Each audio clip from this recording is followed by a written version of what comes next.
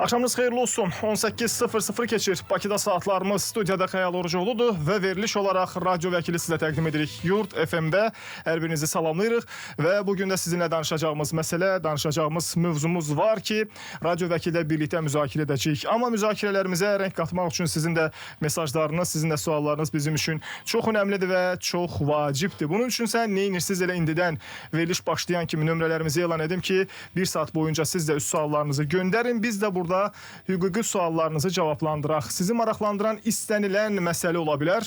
Mülki işlə tutmuş, ailə münasibətlərinə qədər, bank işindən tutmuş, nə bilim sənədləşmə ilə bağlı hansısa bir problem sizi maraqlandıra bilər. Bunun üçün sən nömrələrimiz açıqdır.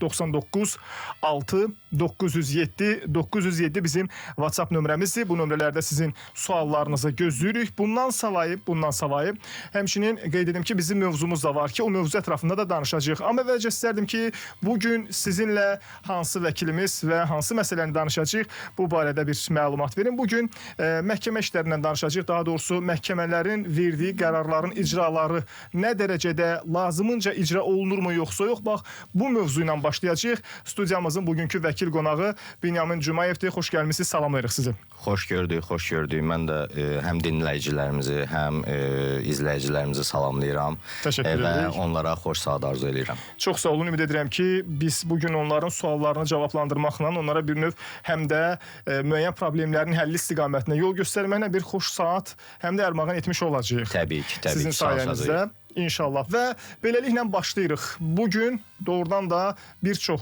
qərarlar var ki, məhkəmə deyək ki, misal üçün yəqin sizin də icranızda, icraatınızda olan işlər var, bu səpkili işlər, hansılar ki, deyək ki, məsələn, udmusuz məhkəmə tərəfindən sizin xeyrinizə qərar verilib.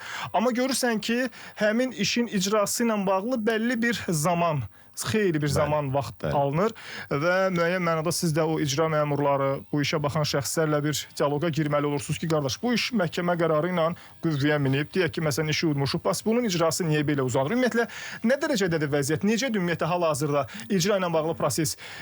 Vaxtında icra olunmaqla bağlı qərarlar icra edilirmi? Nə deyə bilərsiniz? Buyurun. Baxın, belə deyim. Hesab edirəm ki, hal-hazırda məhkəmə qərarlarının icra edilməsi bir növ yaxşı vəziyyətdə olsa da, digər məsələlərdə təəssüflər olsun ki, vətəndaşlar və mənim kolleqalarım, vəkillər müəyyən çətinliklərlə üz-üzə gəlirlər. Çünki məhkəmə qərarları icraya yönəldildikdən sonra icra məmurları bəzi hallarda lazımi, məcburi icra tədbirlərini, təbii ki, könüllü müddət keçdikdən sonra icra haqqında Azərbaycan Respublikasının qanunun tələblərinin nəzərə alınmaqla müəyyən icra hərəkətlərini etməyə çalışsalar da, etsələr də, lakin bu bəzi hallarda lazımi nəticəni vermir və belə olan hallarda icra məmurları digər məcburi icra tədbirlərini ya həyata keçirmir, ya həyata keçirilməsini ləngidir. Bu da öz növbəsində vətəndaşların haqlı narazılıqlarına səbəb olur. Biz də öz növbəmizdə çalışırıq ki, icra məmurları ilə qeyd etdiyiniz kimi müəyyən bir təmaslara keçək, onlardan işin icrasının hansı mərhələdə olması ilə bağlı bizə məlumat verməklərini xahiş edirik ki, biz də öz müvəkkillərimizə lazımi səviyyədə hüquqi yardımın göstərilməsinə çalışaq. Lakin dediyim kimi, bu bəzi hallarda nəticə versə də, bəzi hallarda vermir. Çünki başa düşürəm, təbii ki, icra məmurları da səlahiyyətlər demək olar ki, bir o qədər deyil. Lakin buna baxmayaraq, hansı ki, müəyyən tədbirlər var ki, istər İnzibati Xətalar Məcəlləsinin müvafiq maddələri ilə olsun, istər Cinayət Məcəlləsinin müvafiq maddələri ilə olsun, təbii ki, bilirik ki, məhkəmə qərarlarının icra edilməməsi məsuliyyət yaradır. Həm inzibati tənbih növündə, həm cinayət məsuliyyəti yaradır. Lakin buna baxmayaraq, bu mərhələyə çatdıqda icra məmurları ya bunu etmək istəmir, ya müəyyən çətinliklər üz-üzə qalırlar. Əsasən də borclunun axtarılması, gətirilməsi istiqamətində bu çətinliklər yaradır. Təbii ki, hər hansı bir əmlaka yönəldilmə istiqamətində bu bir o qədər çətinlik yaratmasa da, lakin bir mənalı olaraq qarşı tərəf əgər borcludursa, bu borclu şəxsin icra qurumuna cəlb edilməsi biraz çətinliklər yaradır. Sizin sözünüzdə qüvvət ola bilərmi ki, misal üçün icra məmurlarının müəyyən mənada o icra etmək nöqteyi nəzərində, deyək ki, misal üçün hüquq mühafizə orqanları kimi, məsələn, həbs etmək kimi bir müəyyən bir səlahiyyəti yoxdur və yaxud da ki, o səlahiyyətlər biraz məhduddur. Bu nüanslar da ola bilirmi, məsələn? Ümumiyyətlə, onu qeyd edeyim ki, həbs etmə səlahiyyəti yalnız və yalnız məhkəmələrindir. Yəni, digər orqanların həbs etmə səlahiyyəti yoxdur. Saxlanma ən azından. Bəli, saxlanma, bəli, 48 saat məsəl üçün polis əməkdaşları hər hansı bir belə deyim şübhəli şəxs olarsa və yaxud da şübhələndikləri hal olarsa, onların 48 saat həmin şəxsi saxlama səlahiyyətləri var, yəni bu dövrdə. Bəli. Lakin icra qurumunda icra məmurlarının hər hansı bir belə səlahiyyəti yoxdur. Onlar yalnız və yalnız əgər borclu könüllü şəkildə gəlib icra hərəkətlərini həyata keçirmirsə, icra qurumundan icra məmuruna yayınırsa, onlar mülki qaydada axtarışla bağlı qərar qəbul edirlər və yaxud da məcburi gətirilmə ilə bağlı qərar qəbul edirlər. Əgər məcburi gətirilmə qərarıdırsa, bunu məhkəməyə göndərirlər. Bununla bağlı təqdimat tərtib edərək məhkəməyə göndərirlər, onunla bağlı qərar çıxarılması üçün. Lakin axtarışı da mülki qaydada müvafiq aidiyyəti üzrə rayon polis idarəsinə göndərirlər. Lakin bu axtarış cinayət axtarışı olmadığı üçün borclunun belə deyək də icra şöbəsinə gətirilməsi bir xeyli zaman alır. Bəli. Bu istiqamətdə də dediyim kimi müvafiq çətinliklər yaranır. Ümid edirik ki, bu çətinliklər icra qurumlarının rəhbərləri tərəfindən aradan qaldırılacaq ki, hansı ki digər qurumlarla, istər polis idarəsi ilə, istər polis orqanları ilə, istər digər qurumlarla bunlar qarşılıqlı əlaqəli şəkildə çalışıb vətəndaşların narazılıqları aradan qalxacaq, onların probleminin həll edilməsi istiqamətində müəyyən addımlar atılacaqdır. Təşəkkür edirəm sizə belə ətraflı və geniş cavab üçün. Yeri gəlmişkən dinləyicilərimizdən həm bugünkü mövzumuzla bağlı ola bilər ki, misal üçün sizin də hansısa bir işiniz məhkəmə tərəfindən qərar verilib, konkret olaraq qərar çıxarılıb, amma icrasında bir ləngimə var. Yaza bilərsiniz. Bu barədə də nömrələrimiz açıqdır. 099 6 907 907 bizim WhatsApp nömrəmizdir. Bununla yanaşı bizi az əvvəl Binyamin bəyin də sözünə qüvvət sosial şəbəkələrdə həm də izləmək imkanınız var deyə izləyicilərimizə də buradan səslənirik. Bizi Yurd FM-in həm YouTube səhifəsində, eyni zamanda TikTok səhifəsində izləmək olar. Eyni zamanda Vaxt Mediada, YouTube'da və TikTok'da da izləmək mümkündür. Suallarınızı oradan da yaza bilərsiniz. Oradan da biz sizin suallarınızı cavablandırmağa çalışacağıq. Və elə dinləyicilərimizdən dərhal gələn suallar var. İstərdim ki, onlara keçid alaq. Deyir ki, mənim kredit kartımdan vəsait uğurlanıb. Həmin vəsaitlə ölkə daxilində fəaliyyət göstərən digər bankda kredit ödənişi aparılıb. Bank uğurlanan vəsaiti mənim ödəmədiyimi əsas gətirərək məni məhkəməyə verib. Yəni adamın bu alış-verişdən xəbəri yoxdur. Kimsə kredit kartından alış-veriş edib, onun xəbəri olmadan məhkəmə də deyir, mən digər bankın SMM menecerindən əldə etdiyim sənədi, yəni vəsaitin kredit borcuna silindiyini təsdiqləyən sənədi təqdim etmişəm. Həmçinin həmin krediti ödənilmiş şəxs kimi borclunun məhkəməyə dəvət olunmasını istəmişəm. Lakin deyir, məhkəmə həmin şəxsi çağırmadan və dindirmədən iddianı təmin edib və mülki Məcəllənin 957.4-cü maddəsinə əsasən bank yalnız vəsaitin hesab sahibinin öz təqsir üzündən silindiyini sübut etdiyi halda məsuliyyətdən azad olunur və əks halda bu maddəni yazır və belə olan halda deyir, həmin qətnamənin ləğvi üçün hansı hüquqi vəsadətlər, vasitələrdən istifadə edə bilərəm? Buyurun. Belə deyim də, dinləyicimizin sualı hazırki dövrdə çox qlobal bir problemlərdən biridir. Çünki kiber cinayətkarlıqla bağlı bu da həmin növ cinayətkarlıq əməllərindən biridir. Bununla bağlı şəxs ilk öncə dərhal polis orqanlarına müraciət etməli idi. Çünki bəzi hallarda bilirsiniz də, yəni çünki belə hallarda həmin o silinmiş pul vəsaitinin hara getdiyi məlum deyil, hara xərcləndiyi məlum deyil, ya ölkədən çıxarılır və yaxud da digər üsullarla silinir. Lakin indiki halda şəxsin öz kartından çıxarılmış pul və yaxud da şəxsin kartı vasitəsilə digər şəxsin bank borcu ödənilib. Burada artıq bir mənalı olaraq motiv var ki, yəni digər şəxsin borcu ödənilib.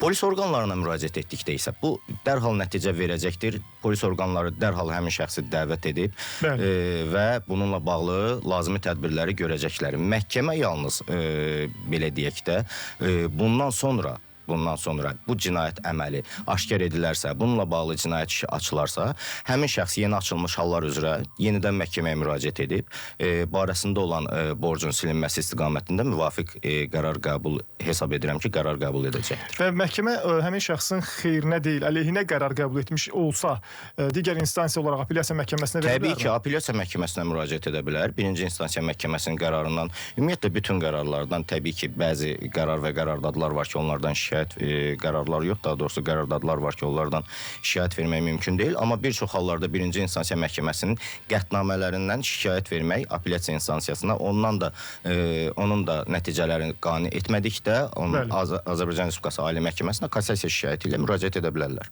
Təşəkkür edirik sizə. İndi reklam arası olacaq. Daha sonra qayıdacağıq və suallarımızı burada səsləndirəcəyik. 099 6907 907 bizim WhatsApp nömrəmizdir. Ora yaza bilərsiniz suallarınızı və əlbəttə ki, sosial şəbəkələr üzərindən də suallarınızı göndərə bilərsiniz. TikTokdan, eyni zamanda YouTube üzərindən də bizi həm izləmək, həm də dinləmək olar. Oradan da yazın suallarınızı, elə burada səsləndirək və vəkilimiz qonaq gəlmişkən biz də həmin suallara birlikdə cavab tapaq.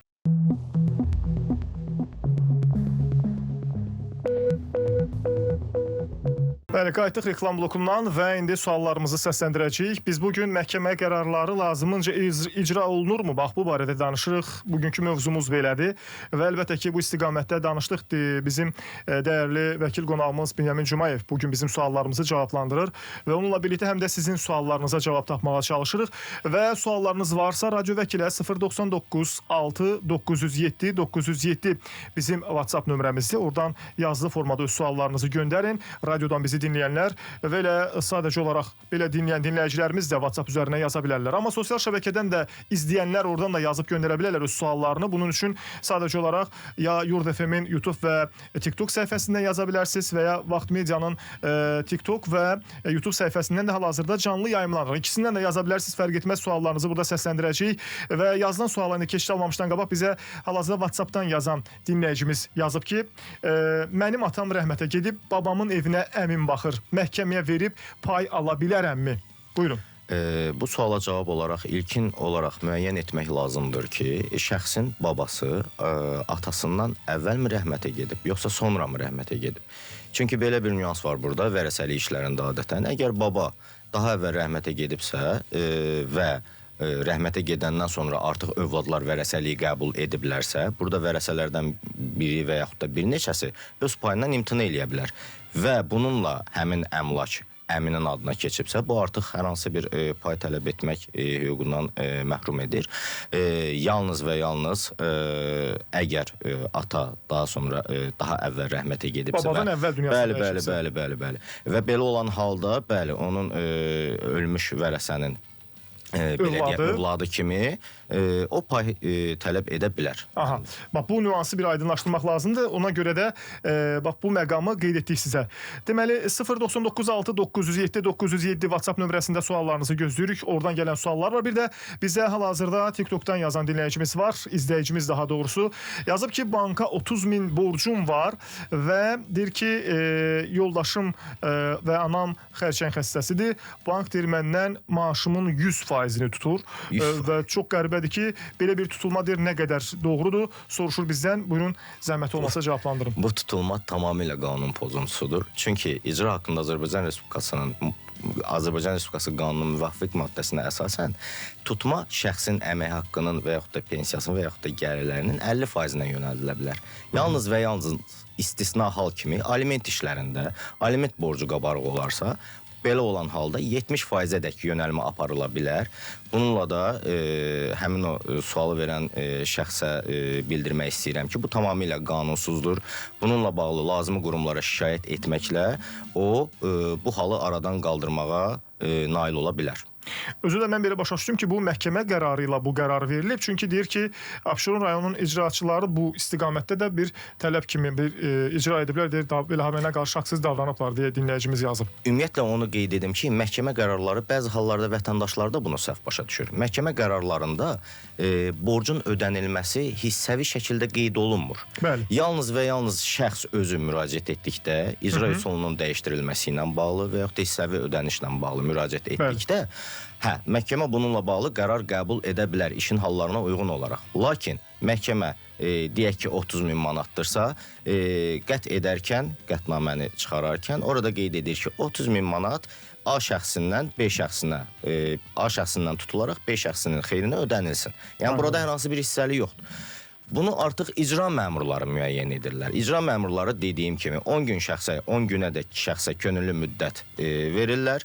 Könüllü müddət ərzində icra sənədi üzrə tələb icra edilmədikdə artıq onlar məcburi icra hərəkətləri olaraq başlayırlar şəxs barədə məlumatlar toplamaq, hansı ki şəxsin hər hansı bir əmlakı varsa, deyək ki daşınar əmlakı varsa və yaxud da daşınmaz əmlak birdən çoxdursa və eyni ilə avtomobil olarsa avtomobilə, bunlar da yoxdursa, şəxsin əmək haqqısı varsa, əmək haqqının dediyim kimi yalnız və yalnız 50%-nə yönəldə bilərlər. İndiki halda dinləyicimiz, izləyicimiz neyləsin? İndiki halda izləyicimiz birmənalı olaraq icra qurumunun rəhbərliyinə müraciət etməlidir. Məhkəməyə verə bilərmi? Əgər Abşeron rayonundan məhkəməyə verməyə ehtiyac yoxdur, bu icra qurumunun səlahiyyətində olan bir şeydir. Abşeron rayon icra şöbəsinin rəhbərliyi çox humanistlər, yəni yaxınlaşaraq müraciət edə bilərlər və bununla da bu problemi aradan qaldıra bilərlər. Hətta əgər dediyi kimi şəxsin ailə üzvləri xəstədirsə və bununla bağlı müvafiq sənədləri varsa, onda o 50%-dən də aşağı məbləğə yönləndirilə bilər. Yəni 20-30%-ə yönləndirilə bilər. Təşəkkür edirik cavabınız üçün. Sizin də suallarınız varsa yaza bilərsiniz. 099 6 907 907 bizim WhatsApp nömrəmizdir. Bizi həm radio vasitəsilə Yurd FM-də 90.7 tezliyində dinləmə imkanınız var. Yolda, avtomobildə, ofisdə, işdə hər kəs bizi bu formada radio vasitəsilə dinləyə bilər. Əlbəttə ki, sosial şəbəkələrdə də izləmək hal-hazırda mümkündür. Yurd FM-in TikTok və YouTube səhifəsində və eyni zamanda Vaxt Mediada YouTube və TikTok səhifəsində də izləmə imkanınız var. Oradan da suallarınızı yaza bilərsiniz. Burada səsləndirib cavablandıracağıq.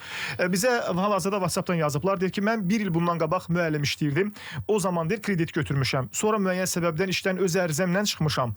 İndi bank, müvafiq bank 1438 manat borcu qalıb onun banka və iş məhkəmədə olub. Hal-hazırda işləmirəm. İcraçı məni çağırdı. Dedi ki, heç olmasa məhkəmənin rüsumunu ödə. Mən də ödədim, ancaq krediti ödəməyə heç cür gücüm çatmır. Özüm də müəyyən mənada digər işlərlə məşğul olur. Deyir, araba sürürəm hal-hazırda. Təəssüf ki, müəllim işləyən şəxs bugün araba sürməklə dolanmaq istəyir. Deyir, mənim deyir, hansısa bir cəza gözləyir ümumiyyətlə. Baxın, verilişimizin əvvəlində də mən onu qeyd etdim ki, məhkəmə qərarlarını icra etməməyin məsuliyyəti var təbii ki. Burada şəxs ona elə gələ bilər ki, o hər ay 10 manat, 15 manat, 20 manat ödəməklə bu kifayət deyil, amma xeyr. Şəxs əgər hər hansı bir icra sənədi üzrə tələbi az da olsa icra edirsə, yəni gücü buna çatır, bunu ödəyir.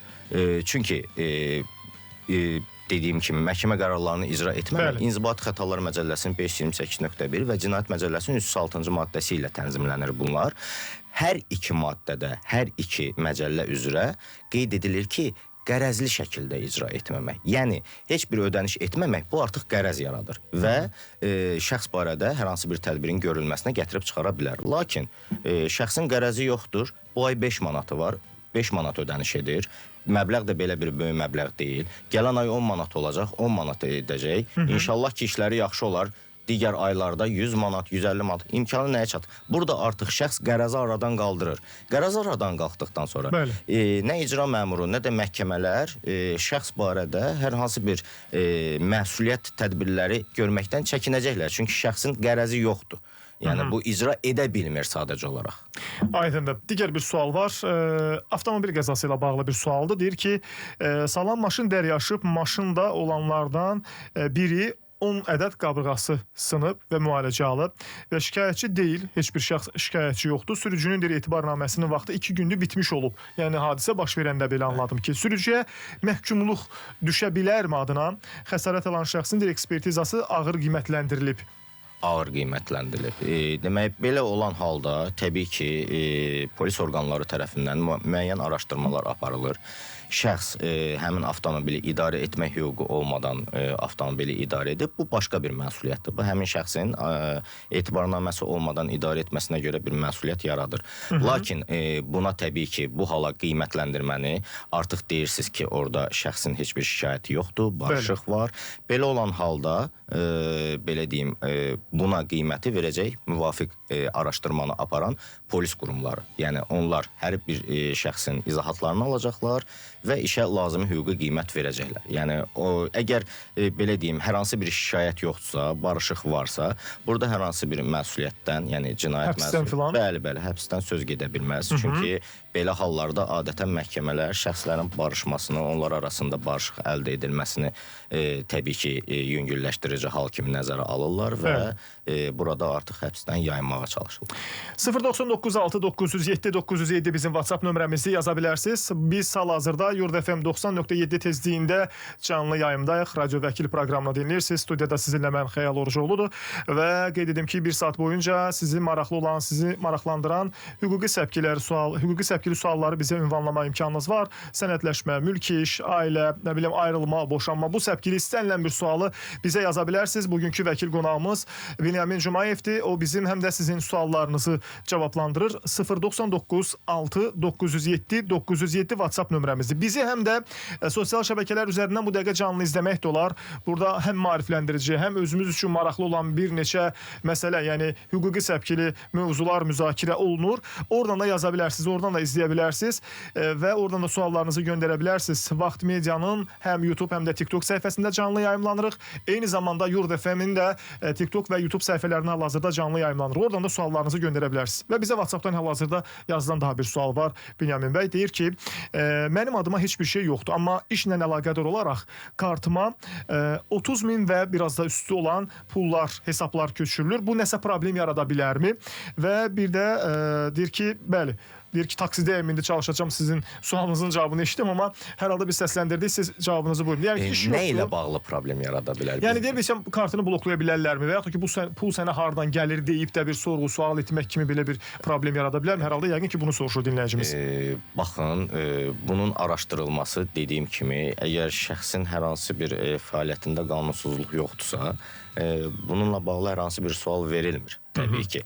Yəni, kimisə çağırıb sənin kartıva bu qədər pul, təbii ki, orada məbləğlər var ki, indi hal-hazırda Azərbaycan Respublikasının qanunvericiliyində ən əsas önəm kəsb edən ki, kiber cinayətkarlıq, terrorçuluğun maliyyələşdirilməsi və digər məsələlərlə bağlı təbii ki, belə bir hallar ola bilər. Lakin şəxs əgər öz kartına mədaxil və məxaricləri əsaslandıra bilirsə, bununla bağlı heç bir təhlükə yoxdur. Heç bir təhlükə yoxdur, yəni kartın aynən bloklansın, aynən bir nəsə problem olsun, problem yaratmaz. Xeyr, dediyim kimi, bu mədaxil və məxaricləri şəxs əgər əsaslandırırsa, nəyə mədaxil olur, nəyə məxaric olur, təbii ki, bununla bağlı hər hansı bir təhlükə şəxsə dair yoxdur. Aydındır. Digər suallarınız varsa yaza bilərsiniz. 0996907 bizim WhatsApp nömrəmizdir. Hər birinizdən ayrı-ayrılıqda xahiş edirəm ki, suallarınızı mümkün qədər yazılı formada göndərin ki, biz burada onu oxumaq və səsləndirmə imkanımız olsun ki, digər dinləyicilərimizə də vaxt çatsın. Maraqlı suallarımız var. Deyir ki, əgər qadın rəhmətə gedibsə və 2 övladı qalır, bir qadın rəhmətə gedir və 2 övladı qalıb, ata isə sağdır. Evdən övladlarına, əgər ev hal-hazırda ona deyir pay düşürmü övladlarına, belə bir sual ünvanlayıb dinləyicimiz. Ana rəhmətə gedibsə, bəli, ana rəhmətə gedib. Baxın, ana rəhmətə gedir, ev ananın adındadır, belə başa düşdüm ki, burada artıq birinci dərəcəli vərəsələr ata və övladlarıdır. Bəli. Yəni, vərəsəliyə müraciət edilərkən, müvafiq notariat kontoruna müraciət edilərkən, ata və övladları, yəni 2 övlad vərəsəlik şəhadətnaməsi verilir onlara və vərəsəlik şəhadətnaməsinə əsasən də müvafiq qurumda çıxarışın dəyişdirilməsi və həmin çıxarış paylı mülkiyyətə çevrilir həmin əmlak və həmin əmlakda hər bir vərəsənin adı xüsusilə qeyd olunur. Bir maraqlı sual da var, sosial şəbəkədən yazıblar. Bir xanım yazıb ki, gəlinim deyir dünyasını dəyişib, 2 övladı qalıb. Oğlum deyir ki, xarici ölkəyə, Rusiyaya deyəsən gedib və orada bir xanımla kəbin kəstirib, yəni ailə qurub. Deyir, mənim maraqlıdır ki, həmin o kəbinlə, onun aldığı və bizdən deyir xəbərsiz ailə qurub, oğlumun aldığı o qadın sabah bizim, yəni mənim gəlinim və ondan qalan 2 övlada görə, evə görə iddia qaldıra bilərmi? Xeyr, təbii ki. Çünki burada birgə nigah dövründə əldə edilmiş əmlakdan söhbət gedir. Birgə nigah dövründə rəhmətə getmiş xanımla o əmlak əldə edilir. Burada həmin qadının, həmin Rus qadının və yaxud da fərqi yoxdur, hər hansı bir dövlətin, bəli, digər şəxsin hər hansı bir tələb hüququ mövcud deyildir. Çünki həmin əmlak birgə nigah dövründə əldə edilməmişdir. Aha. Yəni buna görə heç bir olmalı, narahatçılıq yoxdur. Bəli, yəni orada heç bir tələb hüququ yoxdur qarşı tərəfin. Bir digər nüansda soruşum. Kəbin rəsmi hüquqi bir sənəd sayılırmı? Xeyr. Təbii ki, mən sizə bunu deyim ki, Avropa İnsan Haqları Konvensiyasında rəsmi və qeyri-rəsmi nikahda yaşamaq bu qeyd olunsa da, bizim ölkədə bununla bağlı hər hansı bir nüans yoxdur. Yalnız və yalnız dediyim kimi birgə nikah dövründə əldə edilmiş əmlakdırsa, bunun bölünməsi istiqamətində addım atıla bilər. Lakin indiki halda heç bir təhlükə yoxdur. Bir dinləyicimiz yazıb bizə, TikTok üzərindən yazıb ki, ikinci qrup əliləm, mən işləyə bilərəmmi? Bəli, təbii ki, işləyə bilərlər. Bəs onun əlillik müavinəti kəsilib elə bilərmi? Əlillik müavinəti baxır nəyə görə verilir? Yəni, orada əlillik müavinətinin kəsilməsi üçün əsaslı hallar olmalıdır. Yəni işləməsi hal olan sayısı bilərmi? Yox, o əsaslı hallardan biri deyil. Yəni şəxs işləyir, şəxs əlilliyinə görə belə deyim, müavinət alır. İşləyib işləməm, işsizliyə görə müavinət almır axı. Doğrudur. İşsizliyə görə alırsa, bəli, təbii ki, kəsiləcək. Əlilliyə görə alınan müavinət kəsilmir.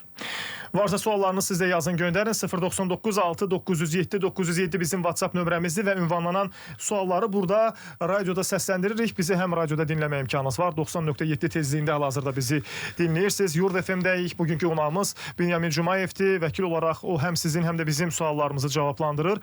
Və eyni zamanda da təbii ki, sizinlə yanaşı, yəni radioda dinləyicilərimizlə yanaşı bizi sosial şəbəkələrdən də izləyən izləyicilərimiz də öz suallarını ünvanlaya bilərlər. Bunun üçün də Yurd FM-in YouTube və TikTok hesabından bizə yaza bilərsiniz. Oradan suallarınızı göndərə bilərsiniz. Və eyni zamanda da Vaxt Mediada həm YouTube'da həm də TikTok üzərindən suallarınızı göndərmə imkanınız var.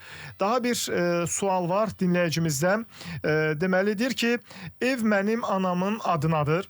2 qardaşım rəhmətə gedib, bir övlad mən qalmışam. Amma evdə neçə nəfər qeydiyyatı var? Burada bir vərəsə mən sayılıram, yəni necə? Qeydiyyat, evdə qeydiyyatda olan şəxslərin vərəsəliyə dair heç bir hüquqları yoxdur, bunu qeyd edeyim. Ümumiyyətlə, bəzi hallarda bu sual çox yerinə düşdü. Çünki bəzi hallarda bizim insanlar, xalqımızın insanları qeydiyyat, belə deyib də, yaşamaq hüququ ilə, yəni qeydiyyat yaşamaq hüququ deməkdir. Bəli. Yaşamaq hüququ ilə mülkiyyət hüququnu səhv salırlar. Yəni, mülkiyyət hüququ şəxsin mülküdür.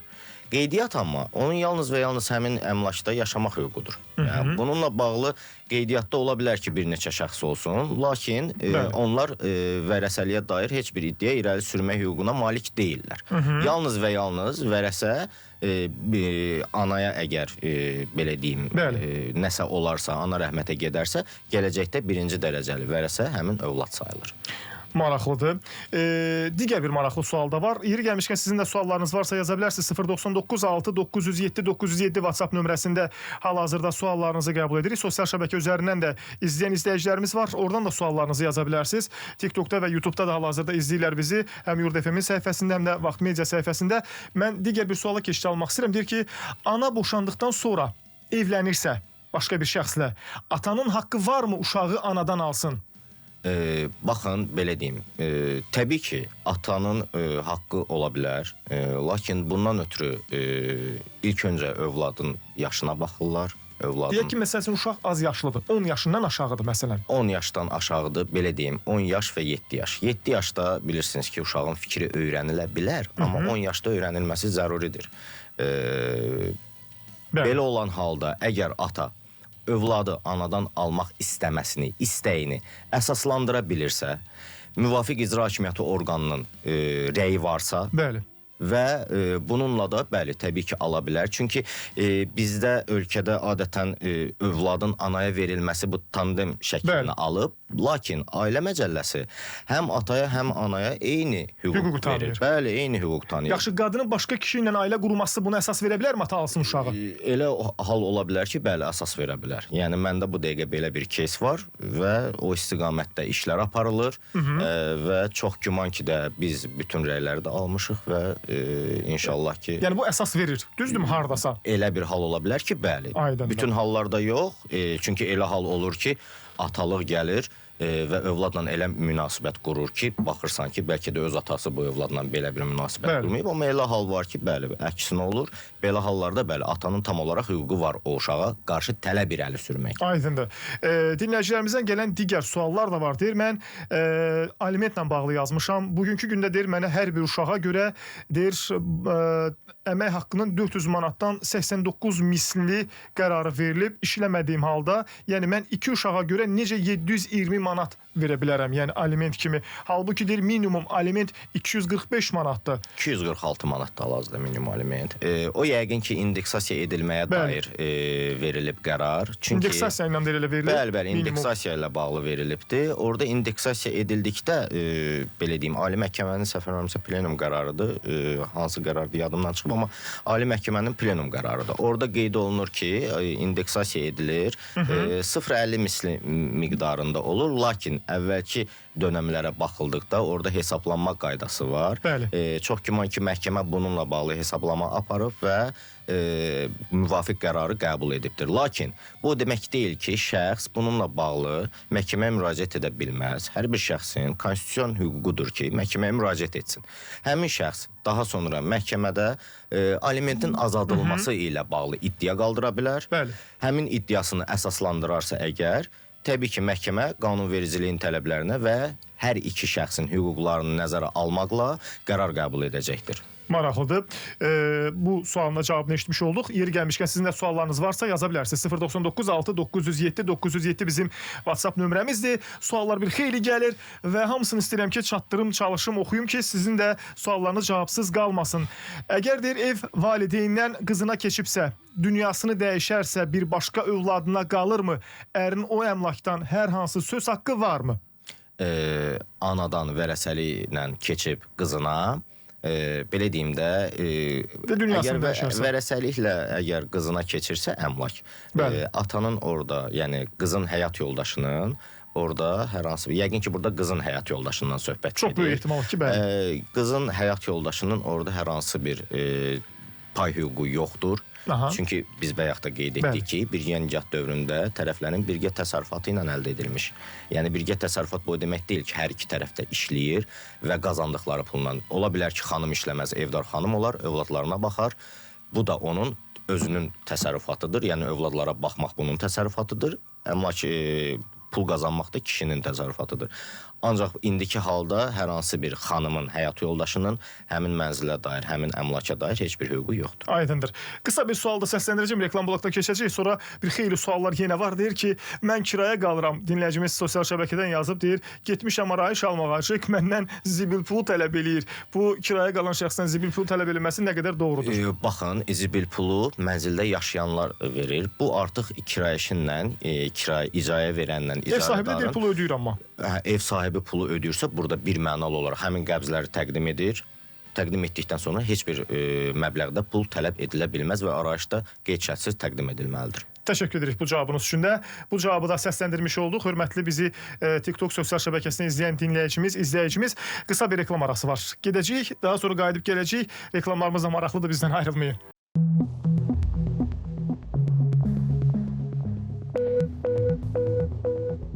Dinləyicilərimizdən gələn suallar var. Radyo Vəkil proqramını dinləyirsiniz. 90.7 tezliyində sizinlə Xəyal Orucoğludur və Radyo Vəkildə həmişə olduğu kimi həftə içi 5 gün bizim vəkil qonağımız olur. Axşam saat 6-dan 7-yə qədər 1 saat boyunca sizi maraqlandıran hüquqi məsələləri burada cavablandırırıq. Bugünkü qonağımız Binyamin Cumayevdir. Vəkil qonağımız sizin, eləcə də bizim suallarımızı cavablandırır.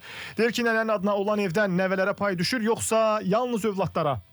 Övladlara pay düşür, yəni nəvənin payı yoxdur. Nəvənin payı əgər bayaq dediyimiz, bayaq ki sualını cavablandırdıq, əgər hər hansı bir valideyn ölərsə, ölmüş vərəsələrin bəli, övladları, bəli, orada vərəsəlik hüququna malikdirlər. Təşəkkür edirik. Deyir ki, nikah Rusiya Federasiyasında olubsa və nikaha girənlər Azərbaycan vətəndaşıdır, boşanma olanda aliment üçün ayrıca müraciət etmək və mülk bölgüsü üçün ayrıca müraciət etmək lazımdır, yoxsa məhkəmə avtomatik atadan aliment və mülk bölgüsünü edir ikisini bir yerdə? Belə başa düşürəm ki, boşanma Azərbaycan Respublikası ərazisində Azərbaycan Respublikası məhkəmələrində olacaq. Belə olan halda boşanmaya iddia ərizəsi vermək artıq məhkəmə uşaqların hüquqlarını nəzərə alaraq alimenti avtomatik özü o müəyyən edəcəkdir. Təbii ki, mediasiya prosesindən sonra, mediasiya sessiyasından sonra. Lakin əmlaklarla bağlı ayrıca iddia qaldırılmalıdır. Həm mediasiya sessiyası keçirilməlidir, həm də iddia qaldırılmalıdır. Aydındır. Digər bir sual var, deyir, bələdiyyə sənədi ilə atama verilən torpaq sahəsini özəlləşdirmək istəyirəm. Torpaq ev tikmək üçün ayrılıb. Vərəsəliyim də var. Rayon Əmlak İdarəsi indi deyir ki, ora meşə ərazisidir. 2006-cı ildən oradan bağ kimi istifadə edirəm. Edə bilərmi? Özəlləşdirə bilərmi dinləyicimiz? Bələdiyyə sənədi hansı ildə verilib, bu nəzərə alınmalıdır təbii ki. İlk öncə müvafiq icra hakimiyyəti orqanına şəxs müraciət edir.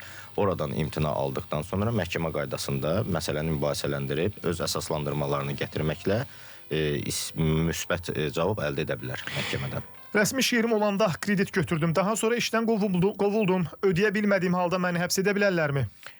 Bayaqki sualımızı eyni ilə həmin sualıdır. Yəni qərəzli şəkildə ödəməmək, bəli, məsuliyyətə səbəb olur.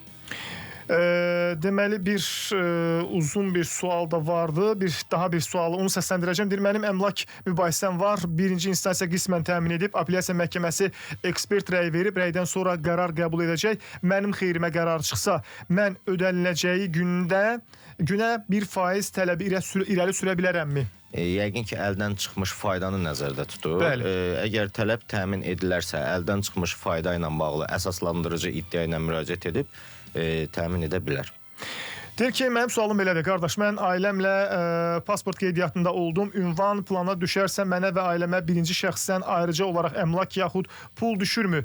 Onu deyim ki, yoldaşım, uşaqlarım həmin ünvanda anadan olublar, ata yurdudur, deyə dinləyicimiz soruşur. Baxın, bəli, əgər plana düşürsə, orada təbii ki, qeydiyyatda olanların əgər həmin əmlaka dair pul ödənilirsə əmlak sahibinə, bilirsiniz də, qeydiyyatdan çıxarma ilə bağlı orada kompensasiya ödənilməlidir, əgər uzun müddət orada yaşayıblarsa. Həmin o kompensasiya nəzərə alınmaqla tələb irəli sürə bilərlər. Bəli. Deyir, evin bir dam altında tikilən evdir. Vərəsəyəm. Notarial qaydada ailə üzvləri arasında bölgü olunub. Hər kəsin çıxarışı təqdim olunub. Texniki pasport köhnədir. Mən deyir, tek pasportu yeniləyə bilərəmmi? Sadəcə texniki pasportda olan kimi deyil, yeni tikililər var. Və əgər ailə üzvlərim istəməsə, evin mənə aid olan hissəsinə yeni texniki pasport çıxartdıra bilərəmmi? Bununla bağlı müvafiq icra hakimiyyəti orqanının əgər yeni tikililər varsa, əlavələr, artırmalar varsa, icazə alınmaqla edilibsə, bəli, texniki pasport dəyişdirilə bilər və yaxud da əgər onun ailə üzvlərinin razılığı yoxdursa, evin digər çıxışı varsa, yəni bu nəzərə alınmaqla təbii ki, eyni ilə müvafiq icra hakimiyyətinə müraciət edərək oradan rəy alıb, evin plan sxemini çəkdirməklə müvafiq dediyim kimi BT-yə müraciət edə bilərlər, bəli. Qızımın deyir, ata evində qeydiyyatı yoxdur. O evdən qızıma pay düşür? Ata evində qeydiyyatı yoxdur. Amma istəyir ki, qızına pay versin. Düşə bilərmi? Təbii ki, orada qeydiyyat olub-olmamı dediyimiz kimi bu ata-ana övlad münasibətləri, bunlar birbaşa vərəsəlik münasibətləridir. Bəli. Ona görə də oradan pay düşəcəkdir, bəli, təbii ki. Deyir ki, mən 1-ci Qarabağ müharibəsində iştirak etmişəm, amma veteranlığımı ala bilmirəm.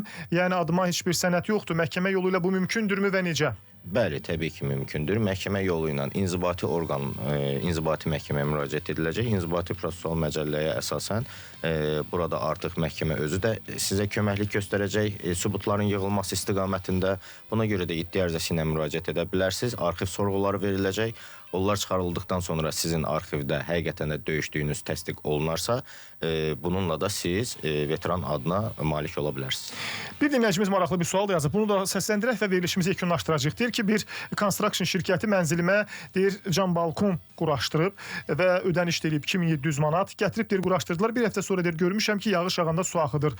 Neçə illik yola verirlər, gəlib düzəltmirlər. Pul da verməyə razıyam. Amma deyir iddia müddəti deyir 3 il tamam olmayıb hələ. Məhkəmə əsas sübut olaraq polis izahatını götürür və onların günahkar olduğuna dair özlərinin də etirafları var, səs yazıları var. Və məhkəmə istəyir ki, müəyyən mənada hüquq mühafizə orqanları bir izahat versin məsələ ilə bağlı. Heç bir kassa çeki, müqavilə təqdim olunmayıb mənə. Bununla bağlı nəsə bir iş görmək olarmı? Soruşur. Baxın, bu əqddir. Əqdlər mülki məcəlləyə əsasən həm şifahi, həm yazılı bağlana bilər. Yəni burada hər hansı bir müqavilənin yazılı şəkildə olmasına ehtiyac yoxdur və yaxud da ödənişin belə olmasına etməyə ehtiyac yoxdur. Əgər ödənişi təsdiq edən belə deyim, hətta Bəli. danışıqlar varsa, onda səs yazıları varsa, səs yazıları da sübut kimi istifadə oluna bilər. Çünki səs yazısı göndərən bir şəxs digərinə göndərirsə, bunun artıq sübut kimi qəbul edilməsini öz öhdəsinə götürür. Yəni bunu tanıyır. Bu səbəbdən də tanıya bilər. Məhkəmə də lazımi sübutları əldə etdikdən sonra hesab edirəm ki, qanuna müvafiq qaydada qərar qəbul edəcəkdir. Təşəkkür edirik sizə. Bir xeyli suallar Təşəkkür gəldi. edirəm. Bir xeyli sual səsləndirmiş oldu və bir xeyli dinləyicimizin və izləyicimizin hüquqla bağlı olan qaranlıqlarına, suallarına aydınlıq gətirmiş olduq. Çalışdıq. Minnətdarıq sizə Binyamin bəy. Çox sağ olun, Təşəkkür gəldiniz, edirəm. suallarımızı cavablandırdınız. Təşəkkür edirəm, minnətdaram. Mən də sizə belə bir təşəbbüs irəli sürdüyünüz üçün minnətdarlığımı Çox sağ bildirirəm. olun. Sizə və rəhbərliyinizə əhalimizin, xalqımızın belə bir istiqamətdə maarifləndirilməsi bizim gələcəyimiz üçün çox önəmlidir. Çox təşəkkür edirik. Çox sağ olun. Biz sizə təşəkkür edirik, minnətdarıq. Beləliklə Çox sağ olun. daha bir radio vəkilinin sonuna gəldik, çatdıq. Sabah eyni vaxtda bizi burada gözləyin. Burada olacağıq. Suallarınızı ilə indidən hazırlayın ki, elə veriliş başlayan kimi ünvanlamaq imkanınız olsun. Sizinlə mən Xəyal Orucoğlu idi. Siz radio vəkil proqramını dinləyirdiniz. Yurd FM-də eşidilmək ümidi ilə hələlik.